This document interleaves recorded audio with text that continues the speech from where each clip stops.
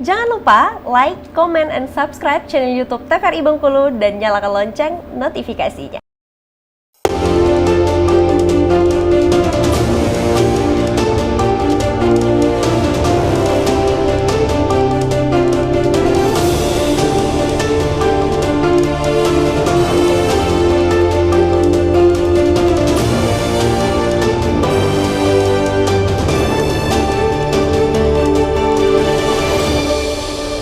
Terima kasih pemirsa, masih bersama kami di Berndo TVRI Bengkulu dan masih bersama saya Khairul Fahmi. Kita masih mengangkat tema tentang kebebasan pers. Kita ke Bang Yuliandri ya. Sebelum kita ke kesimpulan hari ini, ada satu pertanyaan sedikit tentunya tentang AI ini sendiri yang tadi kita bahas dengan keterkaitannya kebebasan pers ini sendiri. Itu seperti apa? Apakah AI bisa termasuk ke dalam tema kita mengenai kebebasan pers ini sendiri, Bang? Pers itu kan tanda kutip harus punya disiplin verifikasi. Ya. Artinya ketika sebuah informasi itu harus diverifikasi. Itu yang membedakan dengan sosial media. Sosial media tidak perlu verifikasi. Nah, di pers sendiri ketika ada informasi harus verifikasi untuk membuktikan kebenaran, terus fakta lapangannya seperti apa. AI memang berguna untuk hanya referensi. Bagaimana ketika informasi dari AI kita dapat, tetap kita harus melakukan verifikasi. Artinya kolaborasi untuk pers masa depan memang diperlukan bagi kawan-kawan jurnalis untuk juga memudahkan kerja-kerja jurnalistik. Tapi itu tadi, disiplin verifikasi itu yang harus dilakukan. Harus tetap dilakukan walaupun dia menggunakan kecerdasan buatan, ya. Gitu ya kan? Harus diingat juga AI ini hanya kecerdasan buatan, tidak menjawab kecerdasan emosional. Oke. Nah, tadi yang disampaikan sama Bang Riki juga ya kan?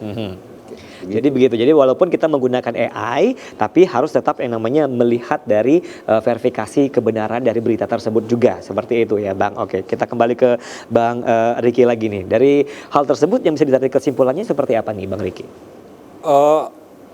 AI itu ingat dia bisa juga menjadi ancaman loh. AI, banyak aplikasi AI itu yang kemudian misalkan melakukan sensor otomatis terhadap karya-karya jurnalistik misalkan.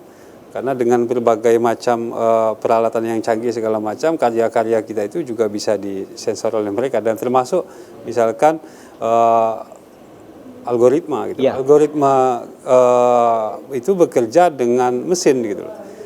Dengan AI, orang bisa mensensor, misalnya kita akan mencari satu objek dalam searching satu objek, misalkan gelas, ketika dia di AI digunakan dengan yang salah, yang akan muncul itu situs-situs yang tidak bertanggung jawab, bukan situs-situs media yang terverifikasi, media berita yang itu kebenaran informasinya sudah terverifikasi.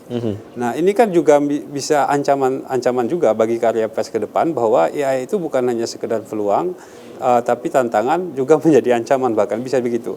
Saya memahami begitu. Oke, baik. Jadi intinya untuk Dewan Pers ataupun juga masyarakat pers ini sendiri harus tahu bahwa AI ini sendiri kapan digunakan tentunya, dan harus tahu juga dampak apa yang ditimbulkan oleh AI ini sendiri. Seperti itu ya Bang ya? Ya, intinya begini Mas. Sesuatu yang cerdas itu harus juga digunakan oleh orang yang cerdas. Smartphone kita sebut itu kan smartphone. Tapi kalau orang yang tidak smart, dia tidak jadi smartphone. Jadi phone aja ya?